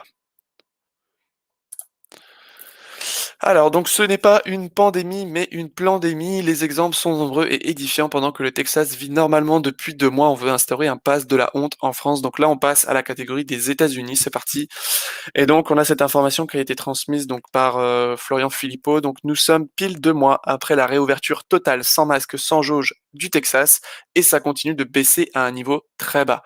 Où se cachent les Biden et autres covidistes, donc qui prétendaient l'enfer? Rouvrez tout de suite sans jauge, ni passe, ni masque, vite. Et oui. Donc le Texas qui a fait un gros pari à l'époque, donc de celui de tout rouvrir. Donc il y a encore le port du masque à l'intérieur des magasins, etc. Si je dis pas de bêtises, mais en tout cas c'est très très light par rapport à ce qu'on a nous actuellement. Ils peuvent aller dans des stades, ils peuvent voir des événements sportifs sans masque, sans passe, sans ce genre de choses. Et puis donc, au bout d'une semaine, nous on commence à dire, hey, le Texas, ils ont rouvert, tout va bien. Comment ça se fait que nous on rouvre pas? Et on nous a dit, oui, mais ça fait qu'une semaine. Vous allez voir, dans 2 semaines, ça va être la catastrophe. 2 semaines après, toujours rien. Et on nous a dit oui, mais ça fait que 2 semaines, donc vous allez voir, faut attendre un mois. Un mois, c'est pareil, 2 mois, c'est pareil. Et puis résultat, eh bien, il y a rien. Il y a rien, il n'y a pas il y a pas de flambée des cas au Texas, tout va bien. Alors, ils ont aussi un peu vacciné, mais ils sont pas dans des statistiques énormes au Texas. Et donc, voilà, le Texas qui rouvre et qui s'en sort très bien, alors que nous, en France, tout est fermé. Voilà, un exemple encore. D'ailleurs, le 5 avril, 40 000 spectateurs assistaient à un match de baseball au Texas, sans distanciation sociale, la plupart sans masque, sans passe sanitaire, qui est d'ailleurs interdit au Texas. À l'époque, 10% de double vaccinés et depuis, rien. Les cas ont continué de baisser, liberté totale vite. Voilà, donc ça c'était le 5 avril, 40 000 spectateurs qui assistaient à un match de baseball au Texas. Nous, assister à un match de foot, tout ce genre de choses, oubliez. Donc voilà, c'est le Covid à deux vitesses, c'est-à-dire que il y a des pays qui ne sont pas touchés, on l'a vu avec les graphiques que j'avais pu vous montrer, la carte du monde et aussi avec les chiffres. Et puis même à l'intérieur de pays, il y a des régions ou bien il y a des États comme aux États-Unis ou bien il y a plus ou moins du Covid, voilà. Et puis il y a des États où vous allez mourir s'il n'y a pas de passe sanitaire ou s'il n'y a pas de masque, alors que dans d'autres États, vous allez pouvoir vivre sans qu'il y ait pas de passe sanitaire, sans qu'il y ait de masque. Donc voilà, juste voilà le covidisme à son paroxysme. Voilà, donc au Texas hier, donc le Texas avec un taux seulement donc de 30% aujourd'hui de vaccinés, 10% c'était à l'époque, pas de passe sanitaire, plus de masque. Donc voilà, ça c'est ce qui se passe au Texas.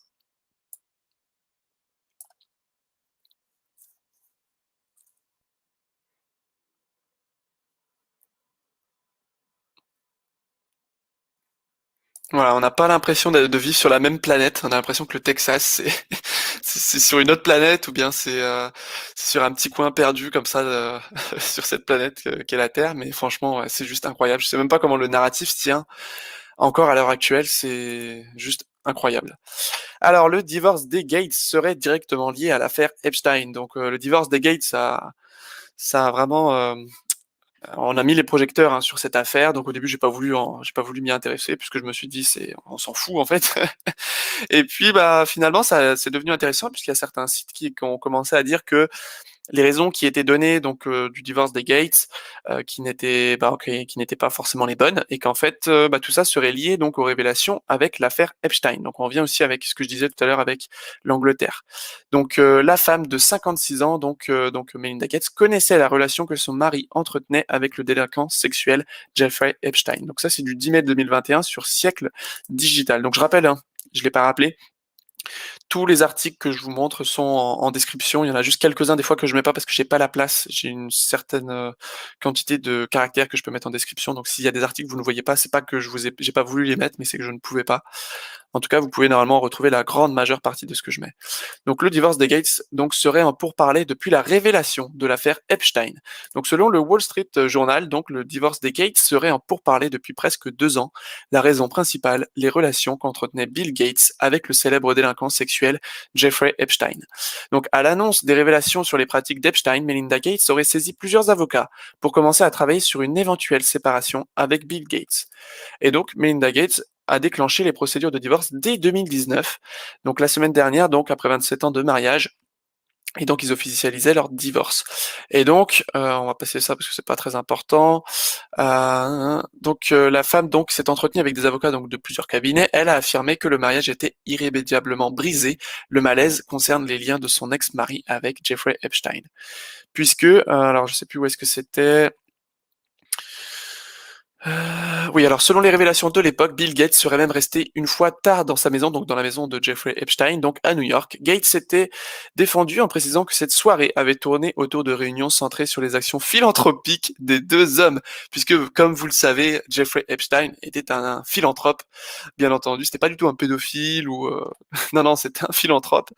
D'ailleurs, Gates, qui avait à la base nié juste avoir fait des affaires avec avec Jeffrey Epstein, et puis finalement on avait vu qu'ils s'étaient déjà rencontrés, que Bill Gates était allé sur le Lolita Express, etc., sur l'avion, hein. Et donc on va avancer un petit peu. Donc les Gates expliquent, nous poursuivrons. Donc voilà, c'est les petits mots qu'ils ont mis. Donc en effet, donc le nom de Nikolic a été nommé par Epstein depuis la prison de New York juste avant sa mort. Il s'agit d'un investisseur dans le domaine de la biotechnologie. Boris Nikolic a également été le conseiller scientifique de Bill Gates pendant plusieurs années. Il a récemment financé une douzaine d'entreprises spécialisées dans l'édition de gènes. Donc là, on a un lien qui se fait par l'intermédiaire de Boris Nikolic, donc qui était conseiller scientifique de Bill Gates et qui a été un des noms qui a été donné par Epstein dans la prison de New York avant sa soi-disant tentative de suicide et donc avant sa mort.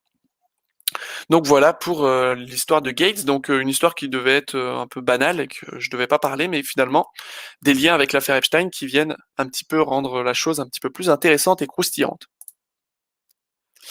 Alors, le New York Post qui transmet cette information donc de Fauci, de Dr Fauci, qui nous dit que le masque pourrait éventuellement devenir saisonnier. Alors, il a pratiquement mis les mêmes mots que Jean Castex. Donc, voilà, on se rend compte que le Covid, ça s'arrête pas aux frontières françaises. C'est-à-dire que les restrictions de liberté ne s'arrêtent pas à la frontière française. Elles sont là pour être mises partout, et ça va vraiment sur le modèle chinois. Alexis Cossette de Radio-Québec l'explique merveilleusement bien. Je vous invite toujours à aller voir ces vidéos. Et Mike Pompeo qui répond très clairement juste non, tout simplement non. Le masque ne deviendra pas quelque chose donc qui va devenir une habitude, hein, si ça vient avec les saisons. Voilà, ça va être. Vous aurez peut-être juste le droit de respirer en été, et puis le reste du temps vous aurez le masque. Voilà, donc le docteur Fauci qui nous disait aussi qu'il fallait porter plusieurs masques. Enfin, lui il continue dans ce délire, mais il s'est bien fait piéger la dernière fois avec des vidéos qui ont été partagées, hein, où il a été interrogé sur le Texas pour expliquer pourquoi est-ce que le Texas ça va bien. Il a été incapable de donner une explication quant au fait que là-bas il n'y a pas de passe sanitaire, il n'y a pas de masque, etc. À l'extérieur, qu'ils peuvent aller voir des événements sportifs, et il n'a pas donné d'explication pour dire que c'est pas le drame, alors qu'il avait dit que ce serait le drame. Allez, on continue. Donc la loi sur le vote en Floride, donc qui est signée par DeSantis et qui empêche Mark Zuckerberg et d'autres de financer l'administration électorale. Donc on l'avait vu donc pendant la campagne et pendant tout ce qui concernait l'élection américaine que eh bien des entreprises privées comme Facebook, Mark Zuckerberg par Facebook ou par d'autres organismes pouvaient jouer donc sur les élections et pouvaient avoir un rôle dans ces élections. Eh bien, DeSantis, lui, il est juste magnifique ce personnage en Floride. Il a fait tellement de choses. Il a interdit le pass sanitaire. Il a enlevé le masque à l'extérieur. Il a enlevé les amendes qui ont été données par le Covid, durant la période du Covid. Et là, il s'attaque concernant l'élection. Donc voilà, vraiment beaucoup de choses qui a été fait donc par ce personnage. Un grand bravo à lui. Et on finit avec deux petites vidéos que je vous conseille, donc que je vais vous mettre. Donc la première, c'est Mike Lindell. Donc merci à Quantum Leap Traduction et à la team Top Gun, plus généralement, pour toutes les traductions qu'ils font. Et donc qui nous parle de Dominion. Donc je vais vous mettre ça tout de suite. Alors Dominion, c'est parti, on y va. Je vais vous dire ceci. Je vais faire une petite frayeur à Dominion ce matin. Nous possédons des machines Dominion maintenant. Nous les avons. Nous les avons bien, oui. Nous les avons toutes. Et nous allons diffuser beaucoup d'informations dans les 2 prochaines semaines. Et ça n'est pas que de l'Arizona, Steve. Ce sont des machines que nous avons réellement et nous faisons tous nos propres tests. Nous allons avoir beaucoup de surprises, beaucoup de bonnes nouvelles pour le pays. Et leur grande supercherie commence juste à, comme vous le dites, leur exploser à la figure. Donc si j'étais à Dominion, si je travaillais pour Dominion en ce moment, je me rendrais. Je ne laisserai surtout pas la situation s'aggraver. C'est fini pour eux. Voilà, donc grosse information que nous donne Mike Lindell, qu'il serait en possession d'une partie, alors une partie ou la totalité donc des machines de vote Dominion. Encore une fois, je vois pas pourquoi il lâcherait cette information qui est extrêmement importante, qui est une bombe. Je vois pas pourquoi il la sortirait si vraiment il n'avait pas de preuves et qu'il n'avait pas vraiment réellement ces machines de vote, puisque s'il se passe rien, il passe clairement pour un clown, parce que de dire qu'il a les mains sur ce qui s'est passé avec les machines Dominion, et finalement ça s'avère qu'il y a rien, il se détruit complètement, alors que c'est quand même un patron, un chef d'entreprise avec Mike Pillow, etc. Il y a quand même une certaine cote aux États-Unis, donc je vois pas pourquoi est-ce qu'il mentirait là-dessus. Et puis en plus, ce qui est intéressant, c'est que c'est en lien avec une autre vidéo que je vais vous mettre, donc celle qui concerne Linwood. Donc merci à Mohamed Diallo pour cette information, donc confirmation de ce que l'on dit depuis plusieurs mois, donc par Linwood. Donc Trump et les militaires savaient que l'élection serait truquée. Ces gens s'en vont en prison, c'est ce qu'il nous dit. Alors c'est en anglais par contre, mais je vous traduirai les informations. Donc je vous envoie la dernière vidéo et ensuite on fera un petit temps d'échange et de questions avec Linwood. C'est parti.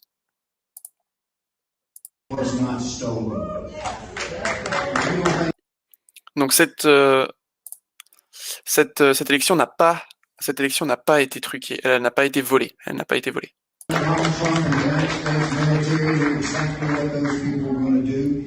Il savait exactement ce que ces personnes allaient faire.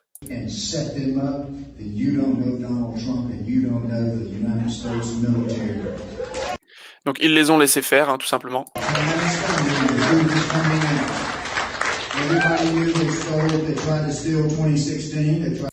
Donc ils ont essayé de voler l'élection en 2016, c'est ce nous on a appris aussi en se renseignant sur QAnon, etc. Donc c'est ce qu'ils ont essayé de faire en truquant l'élection de 2016, et c'est ce qu'ils ont aussi fait en 2020.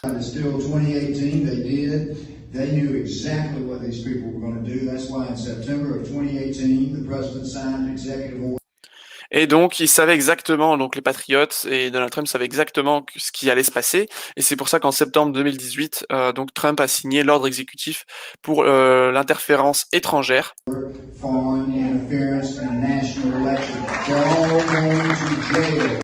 Donc cette interférence donc dans les élections américaines, et donc ils s'en vont tous en prison.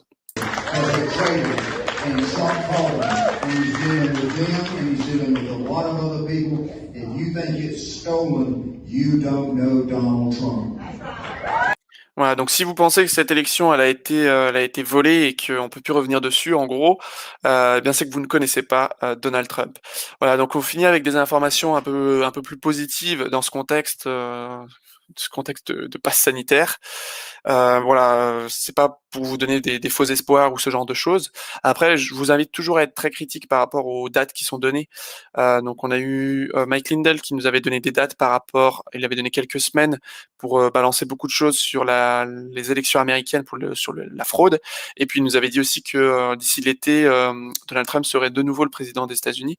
Donc concernant les dates, je vous invite toujours à être méfiant et avoir un esprit critique là-dessus, puisque ça peut être aussi une manière de balancer de fausses pistes, hein, comme on l'a dit tout à l'heure. Et puis, mais par contre, c'est le message de fond qui est important. Et voilà, on a deux personnages, Linwood et Mike Lindell, qui finalement nous disent à peu près la même chose, c'est que bah, ils sont en contrôle et que tout ça est contrôlé. Donc, on attend, on va voir ce que ça donne. En tout cas, il y a quand même de l'espoir de ce côté-là. Voilà. Après, on y croit pas. Ça, c'est chacun est libre de faire ce qu'il veut, bien entendu. Voilà, donc bah, c'est terminé. Plus de 200 personnes, 210 personnes en direct. Merci beaucoup. Donc, enfin, c'est pas terminé. On va faire un petit temps puisque ça a duré 1h15, donc c'est pas mal. On va faire un petit temps d'échange, de questions. Si vous avez des questions, si vous voulez échanger sur certains points, c'est là l'intérêt du live, c'est qu'on puisse aussi un petit peu échanger. Et puis voilà. Donc j'espère que ce live vous a plu. J'espère que déjà tout a bien fonctionné. J'espère que le son des vidéos, mon son à moi, que la connexion était bonne. Parce que pour le moment, j'ai pas fait de live à cause de la connexion qui est assez mauvaise. Du coup, je fais un partage de connexion. Mais là, ça a l'air d'avoir bien fonctionné. En tout cas, bah, je pense que c'est ce qu'on va faire très souvent maintenant, puisque j'ai un emploi du temps très chargé. Et ça me permet pas de faire des revues de la semaine comme avant avec des montages qui me prennent une matinée, voire une après-midi à faire juste le montage. Puisque vous avez peut-être l'impression que je m'exprime bien, mais à chaque fois que je m'enregistre, je dois me couper toutes les 2 minutes parce que je bug. Et je pense qu'on va faire pas mal de live du coup. On va faire pas mal de live pour bah, du coup faire à chaque fois une vidéo par semaine, revenir sur une vidéo par semaine. Et puis voilà. Bah merci Marc, ça fait plaisir parce que et François aussi. Merci parce que voilà, c'était une première. Donc si tout a fonctionné, c'est nickel et puis bah on va pouvoir faire ça, on va pouvoir faire ça toutes les semaines, ce serait bien si j'arrive à m'y tenir. Alors bah ça va Enzo, ça va et toi? Merci beaucoup, merci. Donc si vous avez des questions, si vous avez des échanges, n'hésitez pas, on est preneur. C'est l'intérêt du live. Merci Sophie, merci pour tous les messages de soutien que je reçois aussi, hein, tous les commentaires. Comme je l'ai dit dans l'interview que j'avais fait avec Akina, je lis tous les commentaires, même si des fois j'ai peut-être pas le temps de répondre, mais en tout cas je lis tous les commentaires et puis j'essaie de répondre de manière la plus fréquente possible. Ouais, bah c'est ça, j'essaie de mettre toutes les sources à disposition puisque c'est au début je l'avais pas fait au départ.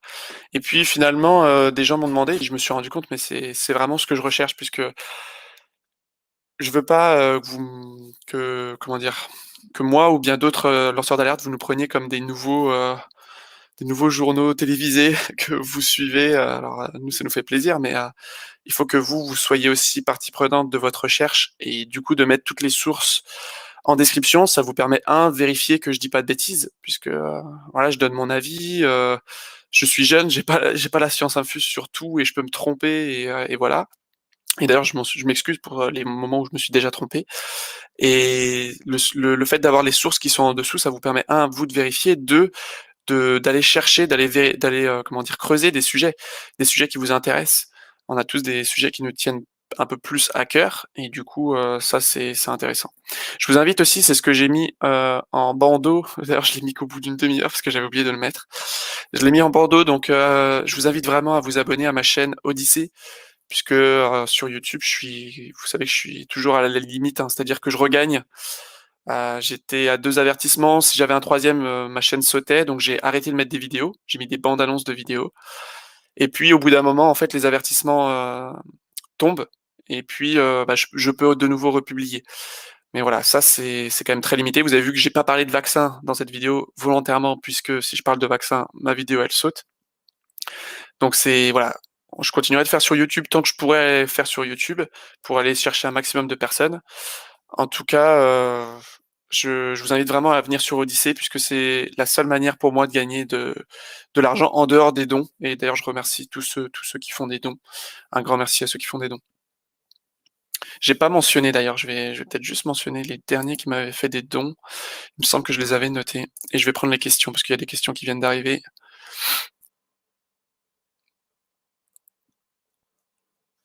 Ah, je crois que j'avais oublié de mettre les noms.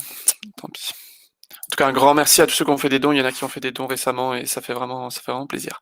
Alors, est-ce qu'il y aurait possibilité de mettre un fichier en ligne avec toutes les sources triées par thème et par date, une sorte de synthèse des pépites? Eh bien, j'ai beaucoup réfléchi puisque, comme je vous l'ai dit tout à l'heure, sur YouTube et sur d'autres plateformes, on peut pas mettre toutes les sources puisque je traite de beaucoup d'articles, parfois jusqu'à 50, 60 articles. Et je peux pas tout mettre parce qu'il y a un nombre de caractères limité. Par contre, un fichier, je pourrais pas le mettre dans la description de la vidéo. Par contre, je pourrais peut-être le mettre sur une autre plateforme. Après, je réfléchis aussi à un site, à créer un site internet. Donc là, je passe l'information s'il y a des gens qui s'y connaissent un petit peu. Par contre, je cherche quelqu'un qui pourrait me le faire soit gratuitement, soit pour très peu, puisque ça coûte quand même assez cher. Et c'est vrai que si j'avais un site internet, bah, on pourrait se permettre de mettre toutes les sources dessus. Et on pourrait aussi utiliser le canal Telegram, c'est vrai, merci pour l'info, on pourrait aussi utiliser le canal Telegram, ouais. Bah, Biden fait des choses assez surprenantes, hein, Ambre. Il fait des choses assez surprenantes, c'est-à-dire que sur les dossiers les plus sensibles et les plus importants, il répond pas présent. Donc là, je veux dire, j'ai le même avis qu'Alexis Cossette, de Radio-Québec là-dessus, c'est que on n'a pas toutes les cartes entre nos mains pour vous expliquer clairement et précisément pourquoi il agit comme ça, mais en tout cas, on peut se douter qu'il a pas tous les doigts sur les manettes, quoi. C'est-à-dire que il y a des choses qu'il a pas mis en place, comme le pass sanitaire. Le pass sanitaire, je veux dire, il y a aucune raison pour Biden de dire je veux pas de pass sanitaire. Je veux dire, on nous a vendu Biden comme clairement le candidat de l'État profond, comme Macron chez nous. Vous voyez que Macron, il tergiverse pas, hein, passe sanitaire, on y va, on va petit pas par petit pas, mais on y va. Alors que là-bas, non. Il y a eu beaucoup d'autres décisions comme ça qui ont été prises, qui ont été surprenantes. Donc, l'avenir nous dira pourquoi est-ce qu'il a agi comme ça. En tout cas, ça c'est bon signe. En tout cas, ça c'est bon signe, je pense. Voilà, c'est un peu l'idée, ouais.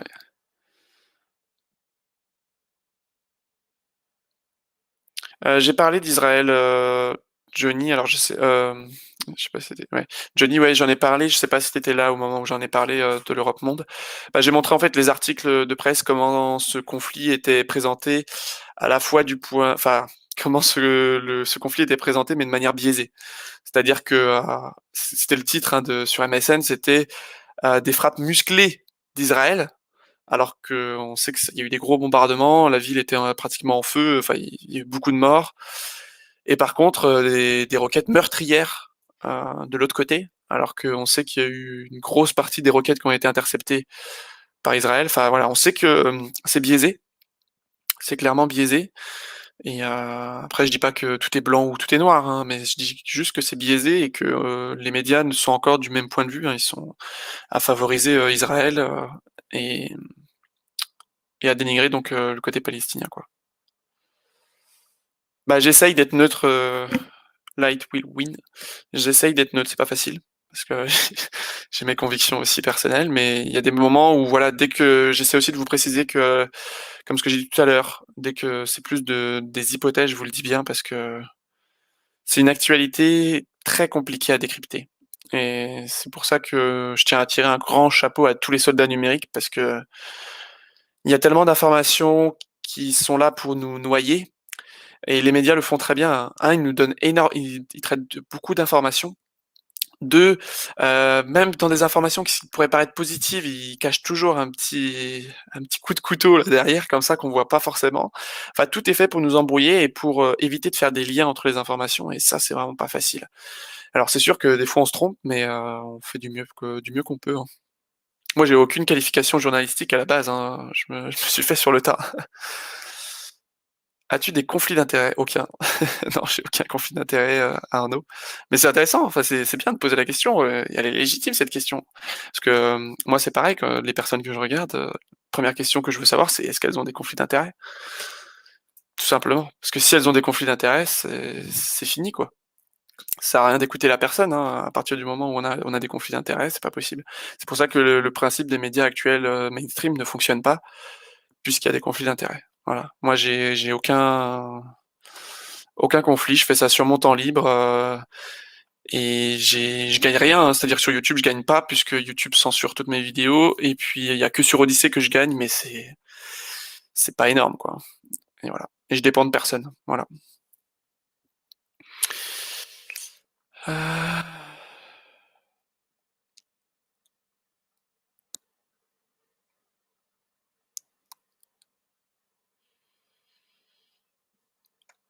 Donc voilà, je sais pas s'il y a encore d'autres questions, d'autres interrogations. En tout cas, j'espère que ce format vous a plu et j'espère que vous regretterez pas trop les revues de la semaine parce que pour les prochaines semaines, on va passer par ce format live, ça va me faire gagner du temps.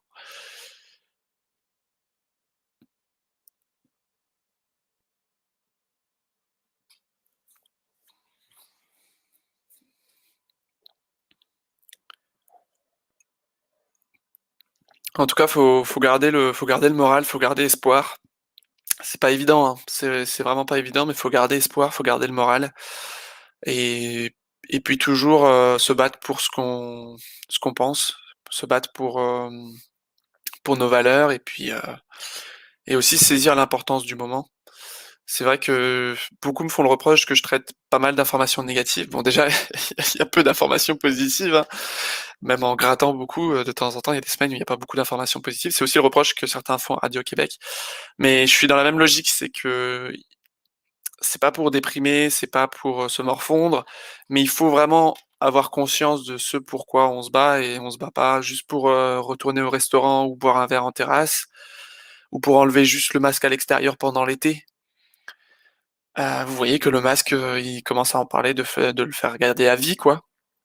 On se bat vraiment pour autre chose et pour quelque chose de plus grand, quoi, donc oui, oui, bien sûr, vous pourrez revoir le live, hein, je le mettrai, à disposition. Après, je sais pas combien de temps il tiendra, peut-être qu'il sera assez vite supprimé par YouTube. En tout cas, j'ai fait le maximum pour qu'elle soit pas supprimée, j'ai pas parlé des vaccins, donc voilà. Mais c'est vrai que, voilà, je sais qu'il y a beaucoup de personnes qui sont un petit peu dans un côté, peut-être de tristesse et un peu d'abandon par rapport à ce qui se passe, par rapport c'est vrai que ça monte crescendo, hein. Moi, j'ai dans mon environnement personnel des personnes qui voulaient pas forcément voir ce qui se passait et qui là commencent vraiment à mettre vraiment les pieds dedans, quoi. Ils se rendent compte que passe sanitaire, masque à vie, ils sont en train vraiment de se rendre compte, hein et mais voilà, faut garder espoir et il faut se battre pour ce en quoi on croit, hein, ce en quoi on croit, je vais y arriver. Voilà, c'est ça, je suis du même avis qu'Arnaud, hein, c'est les informations négatives, en fait, plus ça sera fort d'un coup, plus ça va réveiller des gens. C'est Ça va réveiller beaucoup de gens. Moi, personnellement, le tout début du covid, j'étais pas, comment dire? J'étais un peu comme tout le monde, j'étais un peu surpris, j'attendais de voir ce qui se passait, mais c'est quand ils ont fait certaines choses qui étaient très marquantes qui sur moi, ça m'a choqué, quoi. Ça m'a réveillé par rapport au covid. J'étais déjà réveillé par rapport aux autres choses, mais par rapport au covid, voilà, par exemple, le masque à l'extérieur pendant l'été, enfin, ce genre de choses, c'était ahurissant, quoi. Et surtout, un des conseils que je peux vous donner en tant que chercheur d'information, si vous cherchez l'information, chez vous, restez pas focalisé sur la France ou restez pas focalisé sur l'Europe. Parce que c'est pratiquement la même chose, hein, c'est à part la Suède ou la Finlande ou ce genre de pays qui font un peu d'autres choses, vous avez pas d'autre regard. Moi, ce qui a été déterminant, c'est de voir ce qui se passait en Inde, dans un pays aussi grand que l'Inde, à Madagascar, dans certains pays d'Afrique, ou certains pays d'Amérique du Sud, ou d'Asie, la Corée du Sud, ce genre de pays, c'est en voyant ce qui se passait dans d'autres pays que le narratif du Covid s'effondre. Si vous restez avec une vision, axée sur, la France ou une vision axée sur l'Europe, c'est sûr que c'est très compliqué de comprendre ce qui se passe avec le Covid. parce que l'Italie fait pratiquement la même chose que la France, l'Espagne fait pratiquement la même chose. Ils ont juste des calendriers qui sont différents par rapport au couvre-feu, au confinement, ce genre de choses. Mais en termes de traitement, en termes de par rapport au vaccin, enfin, il y a beaucoup de choses, passe sanitaire, ils sont d'accord sur le fond, hein, c'est comme notre opposition politique qui est pas d'accord sur le jour à laquelle le couvre-feu va se terminer, ou qu'est-ce qui va être concerné par le pass sanitaire, ils sont tous d'accord sur le fond, quoi. Donc, vraiment, très important de regarder ce qui se passe dans les autres pays, ça c'est le plus important. Oui, ouais, c'est pas facile, hein, je le comprends très bien, Cathy, hein, ça c'est clair, mais je suis aussi là pour remonter un peu le moral parce que parce que voilà, il faut le garder. Si on perd le moral, si on abdique, ça nous mènera à rien. On gagnera rien. Ça, c'est une certitude. Je te remercie, Johan, c'est très gentil. Merci, merci. Merci, Henri. Ah, le Rivotril, oui, oui, ça a été aussi un gros sujet, ça c'est sûr, hein. Ouais, alors j'ai pas vu, la vidéo, Johnny, je l'ai pas regardée. Peut-être qu'il y a des informations que j'ai peut-être loupées et que leur narratif peut coller. Après moi, j'ai quand même des convictions de base par rapport à ce conflit qui sont assez importantes mais c'est surtout, rien que de regarder les médias et la manière dont c'est transcrit dans les médias, pour moi, ça donne des éléments de réponse. Après peut-être que j'ai pas assez creusé ou autre, hein. Je prétends pas du tout, détenir la vérité par rapport à d'autres personnes. Surtout que eux sont plusieurs et enfin moi aussi j'ai des chercheurs d'or, mais je veux dire, il y a quand même un gros collectif derrière, ils ont un site, enfin ils font beaucoup de choses donc ils ont aussi beaucoup de moyens. Je m'appelle Geoffrey. Je crois que je pourrais mettre un petit slash et je pourrais mettre, le prénom. Ouais, voilà, il va falloir là, c'est clair que jusque-là, beaucoup de personnes, entre guillemets, «étaient au courant de certaines choses» et restaient assises ou bien ne faisaient pas forcément beaucoup d'actions. Mais là, on va y être contraint. C'est-à-dire qu'on va vraiment y être contraint. Moi, je me suis lancé à faire des vidéos parce que je pouvais plus supporter de voir ce qui se passait.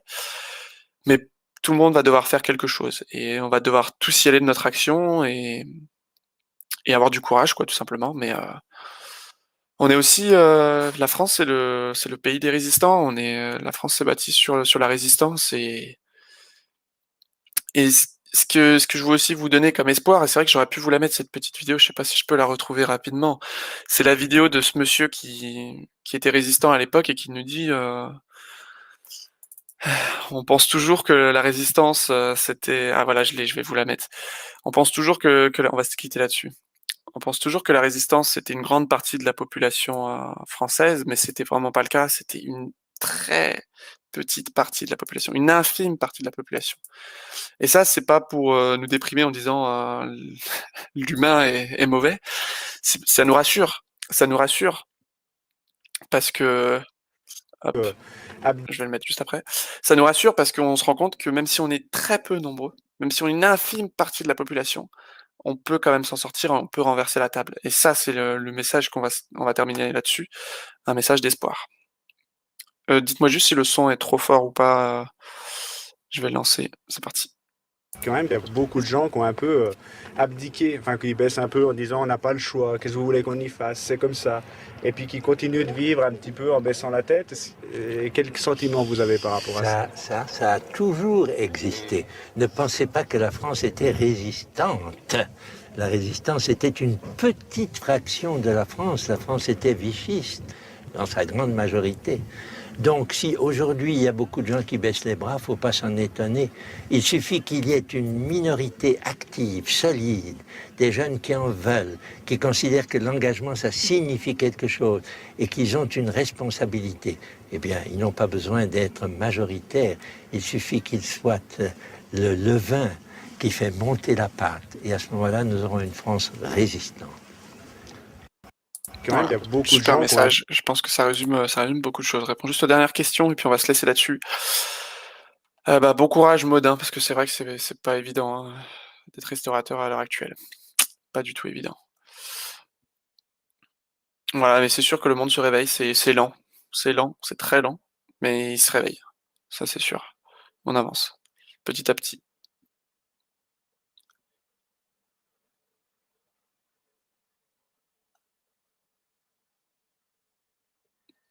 Voilà, bah, on va se quitter là-dessus. En tout cas, bah, je tiens à vous remercier.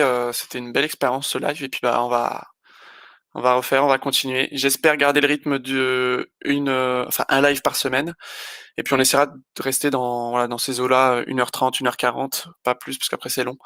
Je tiens vraiment tous à vous remercier. Je tiens à remercier les chercheurs d'or pour leur travail en termes d'information. Je tiens à remercier toutes les personnes qui font des dons ou bien qui s'abonnent à mes différentes plateformes qui me soutiennent. Un grand, grand merci à vous, à tous vos beaux messages. Et puis, ben, on se donne rendez-vous, j'espère la semaine prochaine. En tout cas, très rapidement pour un nouveau live et pour une nouvelle revue de la semaine en format live. Merci, un grand merci et à bientôt. Bon courage à tous. Gardez le moral.